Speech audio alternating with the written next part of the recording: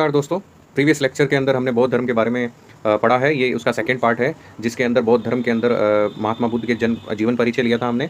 इनका वास्तविक नाम सिद्धार्थ था, जो भी है, और इनके पिताजी का नाम शुद्धोधन था। ये सब हमने जीवन परिचय ले चुके हैं।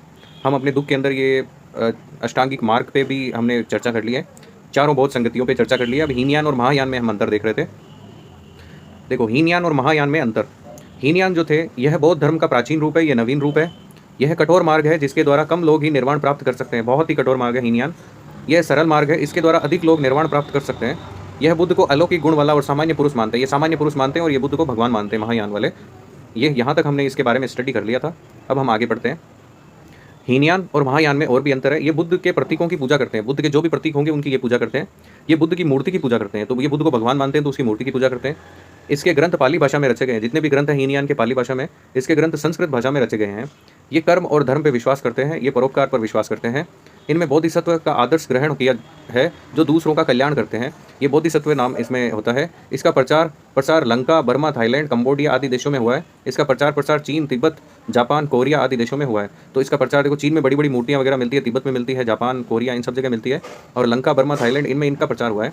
तो इस तरह से हीनयान और महायान में एक डिफरेंस हमने समझा। अब हम आगे देखते हैं। हीनयान के उप संप्रदाय, एक तो वैभाषिक मत है और एक सौत्रायिक मत है। तो देखते हैं वैभाषिक मत। महाविभाषा नामक ग्रंथ में श्रद्धा रखने के कारण वैभाषिक कहलाए। वो महाविभाषा जो ग्रंथ था उसमें श्रद्धा रखते हैं। इस मत के प्रवर्तक वसुमित्र थे। वसुमित्र लिखित अभिधर्म कोश का इनका महत्वपूर्ण ग्रंथ है वैभाषिक मत वाले लोगों का। तो अभिधम कोश को याद रखना है, वसुमित्र द्वारा लिखा हुआ। सौत्रायिक, इसमें था सुत्त पिटक में श्रद्धा रखने के कारण सौंत्रायिक कहलाए। इस मत के प्रवर्तक है कुमार लाट। ये सौंत्रिक मत जो है, इसके कुमार लाट जो है इसके मेन प्रवर्तक है। आगे देखते हैं हम थोड़ा सा। महायान के उप संप्रदाय देखते हैं। योगाचार या विज्ञानवाद, इस मन के आदि प्रचारक मैत्रेयनाथ थे। ये जो योगाचार या विज्ञानवाद है उसके मैत्रेयनाथ थे। शून्यवाद, माध्यमिक दर्शन, इस मत के प्रवर्तक नागार्जुन थे, जो शून्यवाद के थे। तो ये याद रखना। योगाचार जो था विज्ञानवाद था। बौद्ध न्याय यानी न्यायशास्त्र दर्शन, इस मत के प्रवर्तक थे दिग्नाथ। और वज्रयान, यह बौद्ध धर्म का तांत्रिक स्वरूप है। इस मत के प्रवर्तक असंग माने जाते हैं। इसमें तारा नामक देवियों की पूजा की जाती है। और कालचक्रयान, ये मंजूश्री को इसका प्रवर्तक माना जाता है, मंजूश्री को। तो इस तरह महायान के ये 5 पार्ट है, जिसमें योगाचार है, शून्यवाद है, बौद्ध न्याय है, वज्रयान है, कालचक्रयान है। इस तरह से बहुत सारे हैं। बौद्ध साहित्य, त्रिपिटक, ये मूल रूप से पाली भाषा में रचे गए हैं। इनकी संख्या 3 है। तो पिटक के बारे में सबको पता है, पाली भाषा में रचित है ये। विनय पिटक, इसमें भिक्षु और भिक्षुणियों के आचरण के संबंधित नियम विनय पिटक में आते हैं कि भाई उनका आचरण कैसा हो। तो विनय नाम से पता चल रहा है कि उनका विनय कैसा हो, यानी आचरण कैसा हो। सुत्त पिटक, इसमें बौद्ध धर्म के उपदेश है। तो सुत्त का मतलब इनमें उपदेश संकलित है। अभिधम पिटक, इसमें बौद्ध धर्म के दार्शनिक व्याख्याएं दी गई है। इनका सबसे महत्वपूर्ण भाग कथा वस्तु, जिसकी रचना मोगलीपुत्र तिस ने की थी, यह अभिधम पिटक का महत्वपूर्ण कथा वस्तु है। अब कुछ जातक कथाएं देखते हैं। ये मूल रूप से पाली भाषा में रचे गए हैं। इनकी संख्या 549 है। इनमें बुद्ध में के पुनर्जन्मों की कथाएं हैं। ये पुनर्जन्म का क्वेश्चन आते हैं हर बार। अष्टकथाएं त्रिपिटकों के भाष्य के रूप में लिखे गए हैं। मलिंद पन्हो, यह ग्रंथ पाली भाषा में रचा गया है। इसमें यूनानी राजा मिनेंडर और बौद्ध आचार्य नागसेन के बीच वार्तालाप है।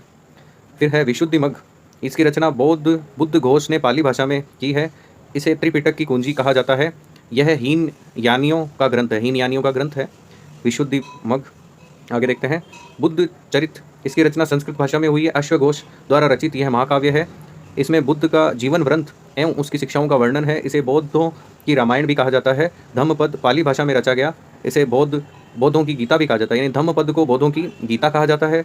बुद्ध चरित्र को बौद्धों की रामायण कहा जाता है। ये इसमें बहुत ही महत्वपूर्ण क्वेश्चन हमारे सामने आए। इसके बाद और देख लेते हैं थोड़ा सा। बौद्ध धर्म के प्रचार प्रसार के कारण बौद्ध धर्म इतना बड़ा धर्म प्राचीन भारत में बना था। इसके कुछ कारण हैं, यहाँ पे दिए गए हैं। राजा से प्राप्त होना, राजाश्रय का मतलब होता है कि जो भी राजा थे वो बौद्ध धर्म को अपने यहाँ श्रेय प्रदान करते थे। चारों वर्णों का सहयोग और आम जनता द्वारा स्वीकार किया जाना, आम जनता ने स्वीकार भी किया। चारों वर्णों का सहयोग भी प्राप्त हुआ। महात्मा बुद्ध का चतुर्मुखी व्यक्तित्व, उनका व्यक्तित्व बहुत ही अच्छा था महात्मा बुद्ध का, इस वजह से भी ये बहुत ज़्यादा फैला। जन भाषा पाली में धर्म का प्रचार प्रसार, वहाँ की भाषा जिस समय बुद्ध रहते थे वो पाली भाषा थी, तो पाली भाषा में उन्होंने प्रचार किया था। संघ द्वारा प्रचार प्रसार, यानी उन्होंने कई संघों का निर्माण किया, वो भी उसका प्रचार प्रसार कर रहे थे। बौद्ध धर्म का प्रारंभिक क्षेत्र मगध आर्य संस्कृति से अप्रभावित होना, मतलब मगध जो था वो आर्य संस्कृति से अप्रभावित था। बौद्ध धर्म का ये प्रारंभिक क्षेत्र था। बौद्ध धर्म का सरल होना, ये बहुत सरल था, इसमें जाति प्रथा पर इतना जोर नहीं दिया गया जितना हिंदू धर्म में है। इसलिए ये काफ़ी हद तक इंडिया में बहुत ज़्यादा फैल गया था और पूरे वर्ल्ड में भी फैल गया था। बौद्ध धर्म के पतन के कारण, अब कुछ पतन के कारण है, ब्राह्मण धर्म का परिवर्तित रूप, यानी ब्राह्मण धर्म का परिवर्तित रूप ही हो जाना। बौद्ध धर्म में व्याप्त बुराइयाँ, बौद्ध धर्म में पहले तो कोई बुराइयाँ नहीं थी, पर बाद में धीरे-धीरे इसमें कई सारी बुराइयाँ भी आ गई थी। संघ द्वारा प्रचार-प्रसार की समाप्ति, पहले संघ द्वारा प्रचार-प्रसार किया जाता था तो ये बहुत फैला, बाद में संघ द्वारा प्रचार-प्रसार समाप्त कर दिया गया तो इसके फैलने का क्रम बंद हो गया। बौद्ध धर्म में फूट, बौद्ध धर्म में हीनयान और महायान रूपी फूट हो गई थी, स्टीवर और एक और में फूट हो गई थी, इस तरह से बौद्ध धर्म में फूट भी हो गई थी। संस्कृत भाषा का प्रयोग करने लग गए थे ये। बौद्ध धर्म संघ में व्याप्त भ्रष्टाचार, बौद्ध धर्म संघ में भी भ्रष्टाचार आ गया था। बौद्ध भिक्षुओं का बौद्धिक रूप से निर्बल होना, यानी जो भिक्षु थे वो बौद्धिक रूप से निर्बल हो गए धीरे-धीरे। राजाओं का आश्रय न मिलना, धीरे-धीरे राजाओं का आश्रय भी नहीं मिला और तुर्कों का आक्रमण हो गया था। इस तरह से बौद्ध धर्म समाप्त हो गया था।